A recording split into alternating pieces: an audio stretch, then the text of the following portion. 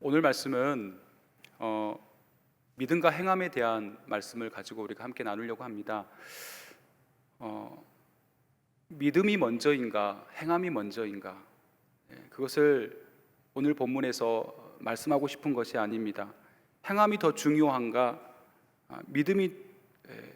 행함이 더 중요하고 믿음이 덜 중요하다고 말씀하고 있는 것도 아닙니다. 언뜻 보면 행함을 굉장히 강조하고 있는 것처럼 보입니다. 그래서 믿음을 조금 터부시하는 그런 모습처럼 기록되고 있는 게 야고보서입니다. 그러나 자세히 읽어보면 그렇지 않다는 것을 우리는 알 수 있습니다. 믿음과 행함은 동전의 양면과 같습니다. 하나님을 믿으면 행함이 바로 뒤따라오게 되어 있다는 것입니다. 하나님을 믿는다고 하면서 행함이 없을 수 없다라는 것입니다. 왜냐하면 행함은 믿음의 열매이기 때문에 그렇습니다. 포도나무에 포도의 열매가 맺습니다. 열매는 그 나무가 무슨 나무인지를 결정합니다.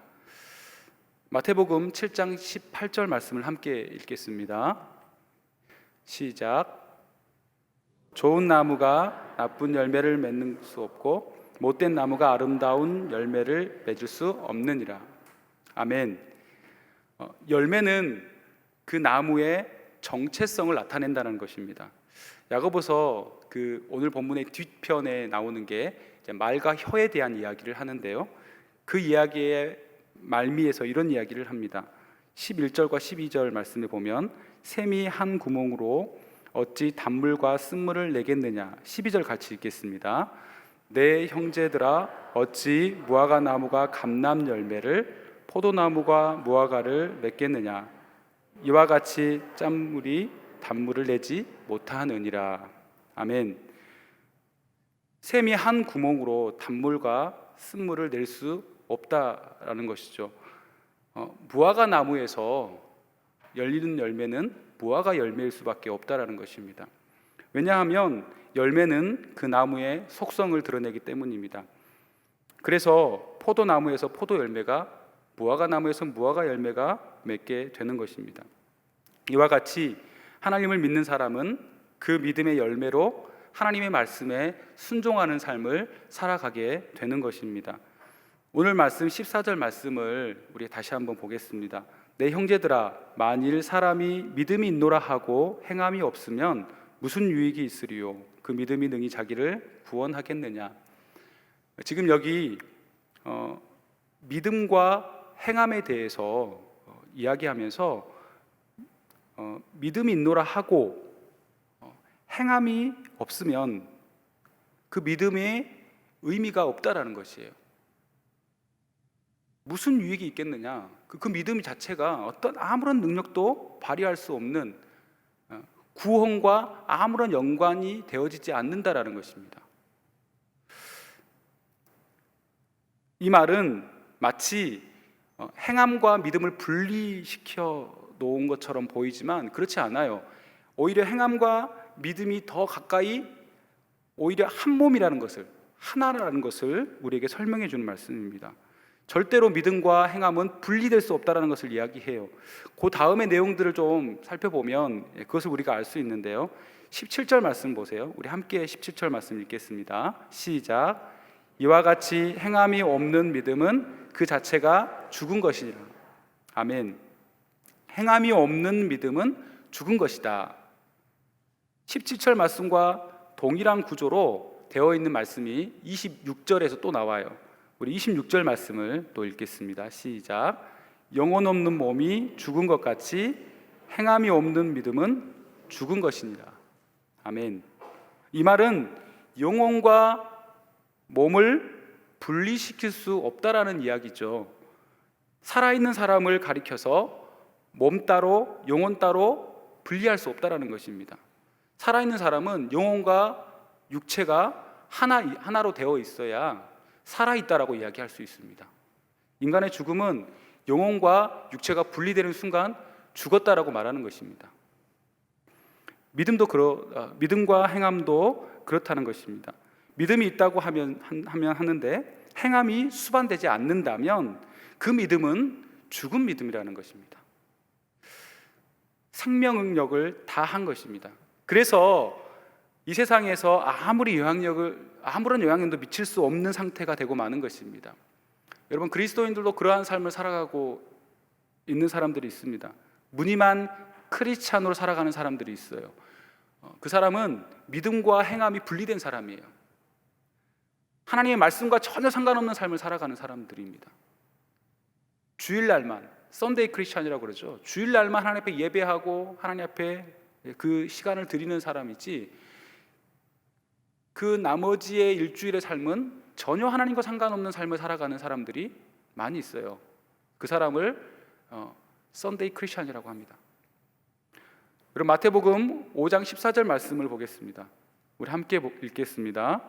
너희는 세상의 빛이라. 산 위에 있는 동네가 숨겨지지 못할 것이요. 여러분, 그리스도인들의 정체성은 예수님께서 제자들에게 이렇게 말씀하셨어요. 너희는 세상의 빛이다 라고 말씀하셨습니다. 너희는 세상의 빛이라고요. 빛이 되라고 말씀하신 것이 아니라 너희의 정체성은 빛이라고 말씀하시는 것입니다. 그리스도인의 정체성은 빛으로 존재하는 것이에요. 그 다음 말씀은 뭐라고 얘기합니까? 그 빛의 정체성을 드러내는데요. 그 다음 말씀 보세요. 산 위에 있는 동네가 뭐 한다고요? 숨겨지지 못한다는 것입니다. 빛의 정체성은요, 드러내는 것입니다. 비추는 것이에요. 빛이 비추면 어두움은 즉시로 다 물러나게 되어 있습니다. 세상이 아무리 칠흑같이 어두움으로 가득 뒤덮여 있어도 빛이 비추는 순간 그 어두움이 곧 사라지고 마는 것이에요. 사랑하는 여러분, 여러분이 가는 곳에 세상의 어두움이 떠나가는 역사가 일어나기를 바랍니다. 여러분이 머무는 가정에 어떤 어둠도 힘을 발휘하지 못하는 그 강력한 빛으로 여러분이 거하시기를 바랍니다. 아무리 세상에 코로나의 쓰나미가 우리에게 밀려온다 할지라도 여러분, 우리가 빛이기 때문에 그 쓰나미를 충분히 이기고 승리할 수 있다는 것이죠. 여러분, 우리는 빛으로 존재하는 존재들입니다. 세상의 어두움을 밝히고 비추는 빛의 역할이 그리스도인의 삶이라는 것입니다. 그러므로 이게 무슨 말이에요? 믿는 자에게 속성이 빛이라는 거예요. 세상에 비추는 역할을 하는 것입니다. 또한 예수님은 이어서 말씀하시는 게 너희는 세상의 소금이라고 말씀하세요. 소금은 조금만 들어가도 음식에 맛을 내게 되어 있습니다. 제가 아침에 애들을 학교 보내려고 이제 반찬을 제가 이렇게 계란 후라이를 해줘요. 아이들이 제가 해주는 걸 좋아해서 제가 자주 하는데 너무 바쁘게 하다 이 소금을 빠뜨렸어요. 그런 적이 없었는데 최근에 한 번 제가 그런 적이 있습니다. 나중에 소금을 뿌렸거든요. 너무 맛이 없더라고요. 처음에 먹어봐 한 숟갈이 떴는데 소금이 안 들어가 있는 거예요. 너무 맛이 없어가지고 소금을 겉에다 뿌렸는데 그래도 맛이 조금 그렇더라고요. 소금이 빠져있는 음식은 상상도 할 수 없잖아요. 너희는 세상에 빛이고 소금이라는 말은 무슨 말입니까? 그 정체성을 얘기하는 것입니다. 그리스도의 정체성, 드러내는 것입니다. 빛이 들어가면, 빛이 비추면 어두움이 떠나가고 드러나는 것이에요. 아무리 어두움이 깔려 있어도 등불을 켜면 어두움은 사라지잖아요. 아무리 간이 되지 않아서 맛이 없는 음식에도 간만 잘 맞추면 90%는 맛을 낼 수 있어요. 근데 간이 잘못 맞추면요, 아무리 맛있는 재료를 써도 맛이 잘 안 나더라고요. 여러분, 그리스도의 정체성은 뭡니까? 드러내는 것입니다. 우리가 예수 그리스도를 믿으면 세상에 드러나게 되어 있다는 것이에요. 사랑하는 여러분, 빛이 비추는 능력을 잃어버리면 빛이라고 할 수 없고 그냥 흑암이라고 얘기할 수밖에 없어요. 소금이 그 맛을 잃어버리면 소금이라고 할 수 없습니다. 반대로 얘기해 볼게요. 빛으로 우리가 빛으로 하나님 부름 받았는데 우리가 빛의 삶을 살지 못한다면 우리가 크리스찬이라고 부름 받을 수 있을까요? 맛을 드러내지 못한다면, 세상에서 맛을 드러내지 못한다면 우리가 그리스도인이라고 얘기할 수 있을까요? 그럴 수 없어요. 그러므로 믿음과 행함은 붙어 있는 것입니다. 믿음과 행함은 서로 같은 속성이에요. 다른 양면일 뿐이죠. 그래서 믿노라 하고 행하지 않으면 그 믿음 자체가 죽은 것이다. 영혼과 육체가 분리되면 죽은 것 같이 믿음도 행함과 분리돼 버리면 죽은 것이다 라고 얘기하는 것입니다. 아무런 능력을 발휘할 수 없는 상태에 놓이고 마는 것입니다. 17절 말씀을 보면 행함이 없는 믿음은 그 자체가 죽은 것이다 라고 하면서 그 다음에 18절 말씀에 그것을 설명하는데요, 이렇게 말씀하세요. 어떤 사람은 말하기를 너는 믿음이 있고 나는 행함이 있으니 행함이 없는 내 믿음을 내게 보이라. 나는 행함으로 내 믿음을 내게 보이리라. 아멘. 믿노라 하고 행함이 없으면 그 믿음을 증명할 방법이 없다는 것입니다. 왜냐하면 믿음의 열매가 곧 행함으로 드러나기 때문이에요. 믿음이라는 나무에 행함이라는 열매가 맺게 되어 있다는 것입니다. 씨앗이 땅에 뿌려지면 뿌리를 내리고 자라서 곧 열매를 맺게 되어 있습니다. 여러분, 3000년도 전에 피라미드 안에 만들어 놓은 항아리가 발견됐습니다. 그 안에 들여다보니까 벽씨가 있었어요. 그래서 그 벽씨를 꺼내서 땅에 심어서 물을 주어봤다고 합니다. 그랬더니 이게 자라서요 열매를 맺었어요. 3000년이라는 시간이 지났는데 그거를 꺼내서 땅에다 심고 물을 줬더니 열매가 맺혔다는 것입니다. 믿음이란 그렇습니다. 우리 안에 믿음이 씨앗들이 있다면 그 씨앗이 발화할 수 있는 조건만 된다면 반드시 믿음의 열매로 행함이 드러나게 되어 있다는 것입니다. 19절 말씀을 보면 내가 하나님은 한 분이신 줄을 믿느냐 잘하는도다. 귀신들도 믿고 떠느니라. 여기서 보면 믿음에 대해서 하나님의 한 분이신 것을 믿느냐라고 물어보면서 그건 잘하는 것이다. 믿음에 대해서 인정을 해요. 그리고 그 다음 말씀 보시면 귀신도 그것을 믿는데요. 그리고 그 하나님을 믿는 믿음 때문에 두려워 떤다는 것입니다. 여기 떤다라는 단어는 히브리어 그 헬라어로 이런 뜻을 가지고 있어요. 극심한 공포에 사로잡히다 라는 뜻을 가지고 있어요. 이것은 이제 귀신이 하나님을 바라볼 때 느끼는 감정을 표현하고 있는데요, 그것은 극한 공포에 사로잡힌 상태를 말하는 것입니다. 하나님은 그들을 당장이라도 지옥불에 던져 넣을 수 있는, 말씀만 하시면 지옥에 떨어질 수밖에 없는 것이 귀신들의 처지 아닙니까? 그것을 너무나 잘 알고 있어요. 그렇기 때문에 하나님 앞에서 그들은 두려워 떨 수밖에 없는 것이죠. 예수님이 한 말씀 하실 때에 성난 파도 그리고 풍랑이 그 한 말씀에 잠잠해졌잖아요. 제가 어렸을 때 불렀던 찬양이, 여름 성약 때 불렀던 찬양이 생각나는데요. 예수님이 말씀하시니 물이 변하여 포도주 됐네. 예수님이 말씀하시니 물도 변해서 포도주가 되는 것입니다. 그런데 여러분, 인간만큼은요 하나님의 말씀을 그렇게 순종하지 않는 것 같습니다.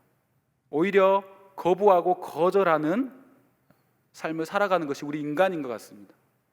그 이유가 무엇일까요? 주님이 말씀하시면 그 말씀에 순종해야 된다는 것을 우리 알아요. 근데 왜 우리가 순종하지 못할까요?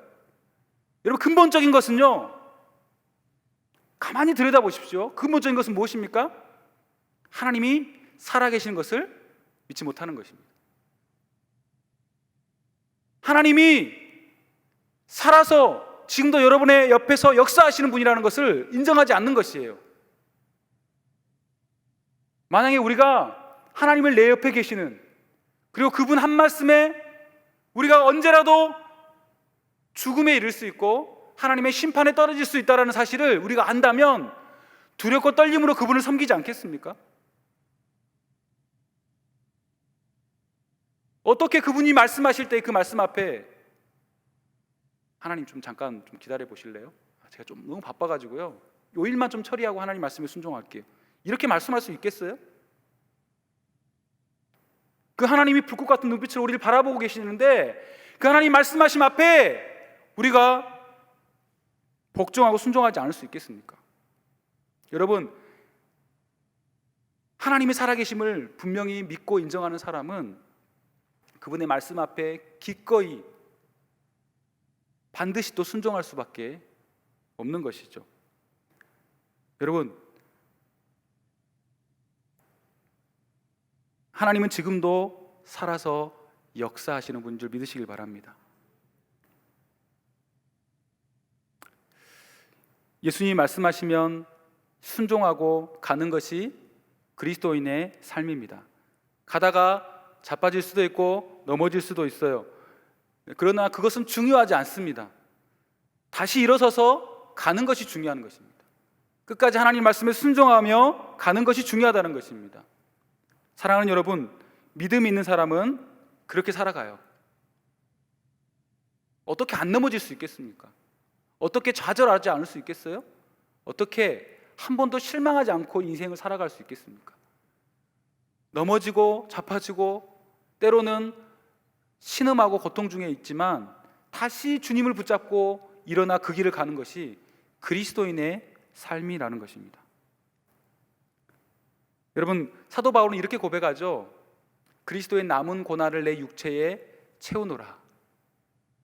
여러분, 사도 바울이 자기 육체에 그리스도의 남은 고난, 자기에게 주신 하나님의 사명을 감당하기 위해서 그 남은 고난을 자신 육체에 채운다라고 말씀하고 있습니다. 여러분, 사도 바울이 로마서에서는 이신층의를 얘기하잖아요. 갈라디아서에서는 이신득의에 대해서 얘기를 해요. 이게 각각 다른 상황 가운데서 말씀을 전하고 있기 때문에 그렇게 지금 그렇게 말씀하고 있는데 결국은 같은 말이죠. 믿음으로 의롭게 된다라는 것이에요. 믿음으로 의로움을 취한다라는 것이죠. 근데 이게 지금 사도 바울의 핵심 교리거든요. 근데 사도 바울의 삶은요, 그렇다고 해서 믿음만 가지고 그냥 다 했는 게 아닙니다. 믿음과 함께 고난에 기꺼이 자기 몸을 던졌어요. 누구보다도 더 극심한 고난을 경험하면서 복음을 전하는 일에 멈추지 않는 삶을 살았던 사람이 누구예요? 사도 바울이에요. 여러분 너무나 잘 알고 있지 않습니까? 사도 바울은 믿음을 굉장히 강조하면서도 하나님이 주신 말씀을 따라서 그 사명을 향해 달려갔던 사람이 사도 바울이었습니다. 여러분, 20절 이하에는 행함이 없는 믿음이 헛것이라고 말씀하면서 두 사람의 인물을 우리에게 소개하고 있습니다. 아브라함과 기생 라합을 소개하고 있는데요, 21절 말씀을 우리 다시 한번 읽어보겠습니다. 21절 함께 보겠습니다. 시작. 우리 조상 아브라함이 그 아들 이삭을 제단에 바칠 때에 행함으로 의롭다 하심을 받은 것이 아니냐. 아멘. 여러분, 25절 말씀을 보면 기생 라합에 대한 이야기도 하죠. 또 이와 같이 기생 라합이 사자들을 접대하여 다른 길로 나가게 할 때에 행함으로 의롭다 하심을 받은 것이 아니냐. 지금 여기 앞에서도 21절에서도 끝부분에 행함으로 의롭다함을 받은 것이 아니냐, 뒤에 25절에서도 행함으로 의롭다 하심을 받은 것이 아니냐, 이렇게 말씀하고 있잖아요. 지금 이게 지금 같은 내용이거든요. 그러니까 지금 아브라함의 내용과 기생 라합의 내용이 같은 내용이라는 것을 지금 얘기하는 거예요. 같은 말을 하고 있다라고요. 이 동일한 구조 아래서 아브라함과 기생 라합의 결단, 그 믿음으로 순종했던 그 순종의 삶이 무엇인지를 우리에게 이야기해주고 있는 것입니다. 아브라함은 갈대아 우르에서 하나님의 부르심을 받고 갈 바를 알지 못했지만 그 길을 떠나가요. 그 말씀에 순종하여 갑니다. 이게 말이 쉽잖아요. 말씀하시니까 아멘 하고 순종하고 갔다고 하잖아요. 말은 되게 쉽잖아요. 근데 상황을 놓고 보면은 굉장히 어려운 게 지금 순종이거든요. 요즘 청년들이 취업하기 매우 힘들다고 합니다. 취중생이라는 말은 아주 오래전부터 나와서 지금 대학교 올라가자마자 목표와 어느 기업에 갈지, 또 이제 그걸 준비하는, 어떤 스펙을 쌓아서 갈지에 대한 준비를 벌써부터 하게 되더라고요. 그렇게 어렵게 졸업하고 취업의 문턱을 넘어서 바늘구멍 같은 취업의 그걸 뚫고 취업이 됐어요. 그래서 한 3개월 정도 열심히 일을 배우면서 일을 하고 있습니다. 근데 그 청년에게 갑자기 나타나가지고, 야, 누구야? 부르시더니 직장을 그만두고 나와야 되겠다. 그리고 짐 싸고 네 아버지 집에서도 나와야겠다. 그리고 강원도 저 산골로 좀 가볼래? 여러분, 이게 좀 쉬울까요? 지금 다 버리고요, 그 열심히 노력해가지고 자기가 쌓아놓은 그 모든 걸 다 버리고 포기하고 아무것도 없는 곳에 지금 가라고 하는 것이에요.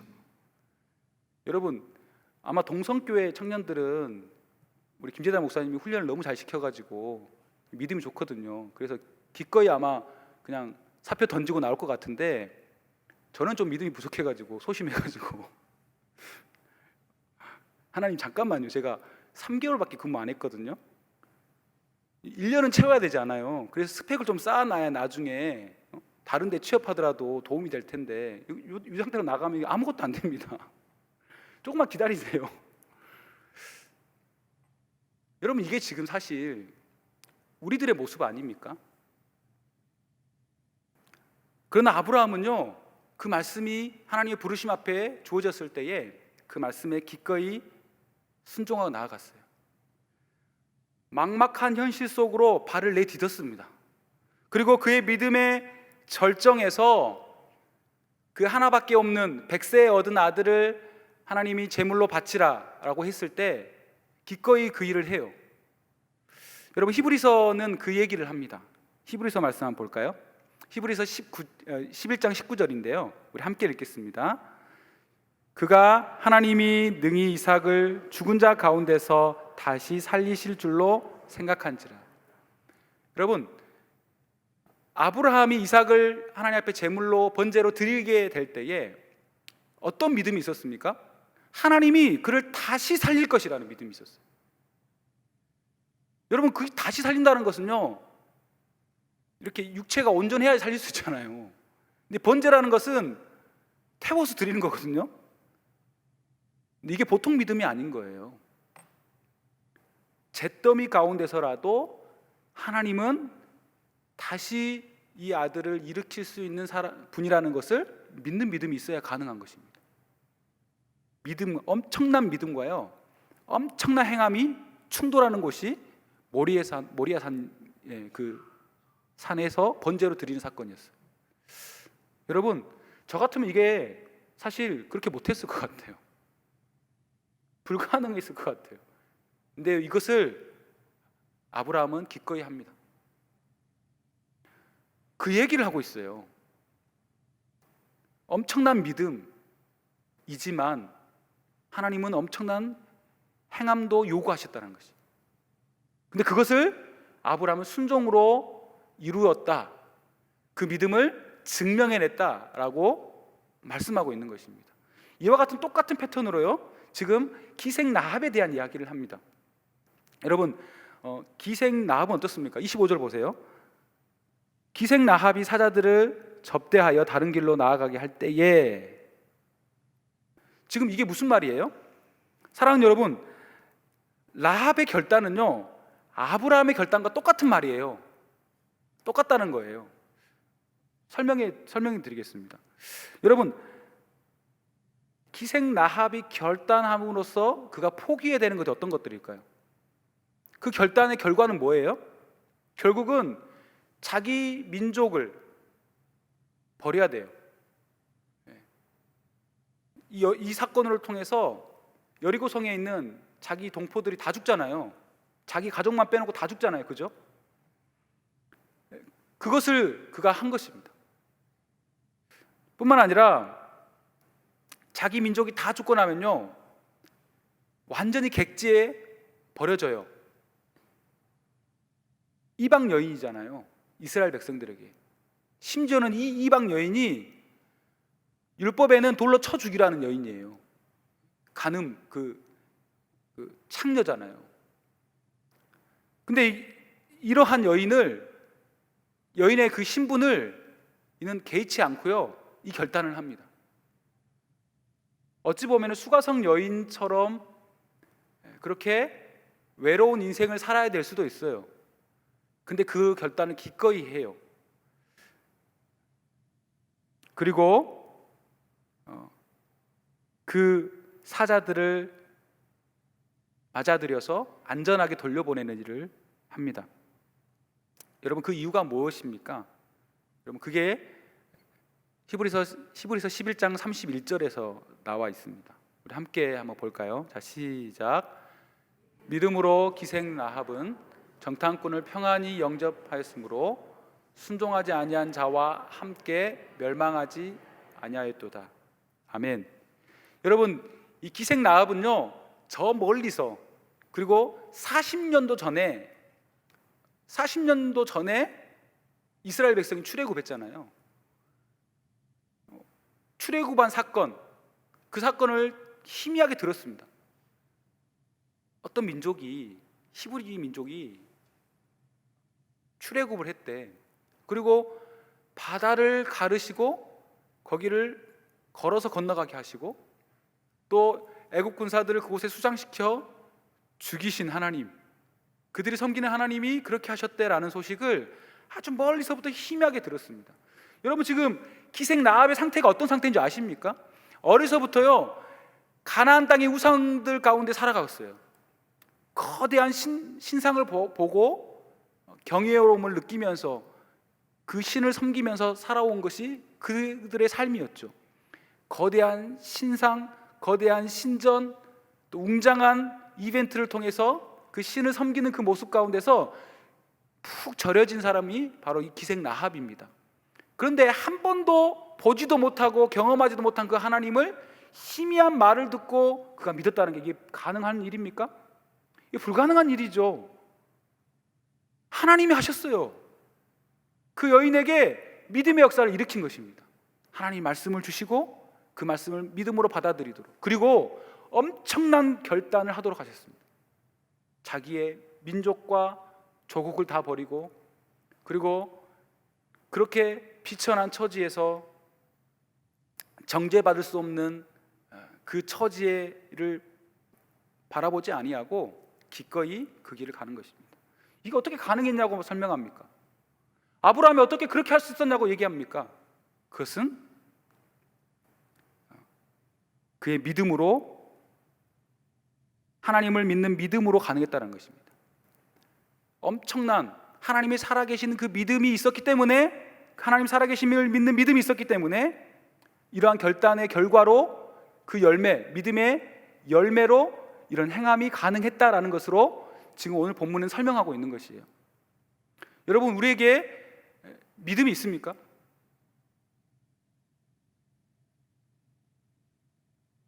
아브라함 같은 믿음을 바라는 건 아닙니다. 저도 그런 믿음이 없어요. 근데 여러분, 하나님이 살아계신다는 그 믿음이 분명히 여러분 안에 있습니까? 지금도 하나님께 살아계시고 역사하신다는 사실을 여러분 믿고 계십니까? 그렇다면 그분이 말씀하신 그 말씀 앞에 우리의 삶을 내어놓을 수 있는 그 행함의 열매가 여러분 안에 있어야 하는 것입니다.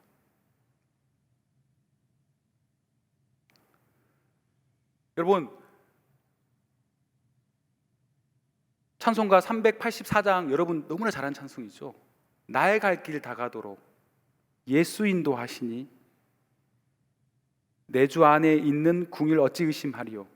그 다음 말씀 보세요.